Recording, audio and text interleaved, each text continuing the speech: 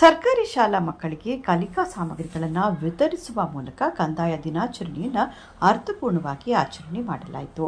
ನಂಜನಗೂಡು ತಾಲೂಕಿನ ಗಡಿ ಗ್ರಾಮವಾದ ಹರಗನಪುರ ಮತ್ತು ಹೆಳವರಹುಂಡಿ ಗ್ರಾಮಗಳ ಸರ್ಕಾರಿ ಕಿರಿಯ ಪ್ರಾಥಮಿಕ ಶಾಲೆಯಲ್ಲಿ ದೊಡ್ಡ ಕವಲಂದೆ ಕಂದಾಯ ಇಲಾಖೆ ವತಿಯಿಂದ ಸರ್ಕಾರಿ ಶಾಲಾ ಮಕ್ಕಳ ಸಮ್ಮುಖದಲ್ಲಿ ಕಂದಾಯ ದಿನ ಆಚರಣೆ ಮಾಡಿರುವುದು ಸಾರ್ವಜನಿಕರಿಂದ ಮೆಚ್ಚುಗೆ ವ್ಯಕ್ತವಾಗಿದೆ.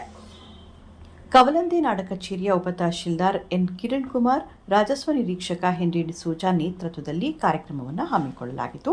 1ನೇ ತರಗತಿಯಿಂದ 5ನೇ ತರಗತಿಯವರೆಗೆ ವಿದ್ಯಾಭ್ಯಾಸ ಮಾಡುತ್ತಿರುವ ಶಾಲಾ ಮಕ್ಕಳಿಗೆ ಉಪ ತಹಶೀಲ್ದಾರ್ ಎನ್ ಕಿರಣ್ ಕುಮಾರ್ ಮತ್ತು ರಾಜಸ್ವ ನಿರೀಕ್ಷಕ ಹೆನ್ರಿ ಡಿಸೋಜಾ ಕಲಿಕಾ ಸಾಮಗ್ರಿಗಳನ್ನು ವಿತರಿಸಿದರು.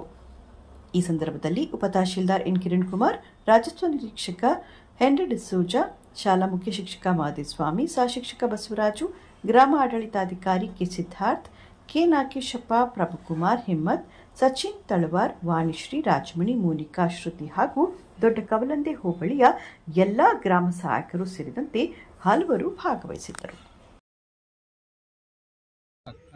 ನಡೀತಾ ಬರ್ತಾ ಇದೆ.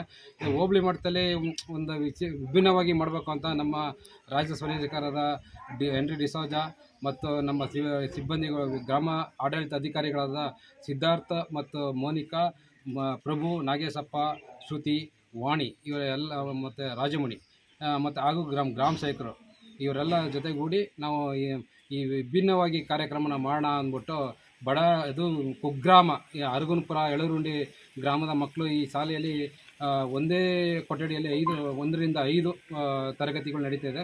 ಅಲ್ಲಿ ನಾವು ಭೇಟಿ ಕೊಟ್ಟಂಥ 25 ಮಕ್ಕಳಿಗೆ ನಾವು ಸಾಮಗ್ರಿಗಳನ್ನ ಕೊಡೋಣ ಅಂದ್ಬಿಟ್ಟು ತೀರ್ಮಾನ ಮಾಡಿ ಈ ದಿನ ಕಂದಾಯ ದಿನಾಚರಣೆ ಪ್ರಯುಕ್ತ ಈಗ ಮಕ್ಕಳಿಗಳಿಗೆ ವಿತರಣೆ ಮಾಡಲಾಗಿದೆ.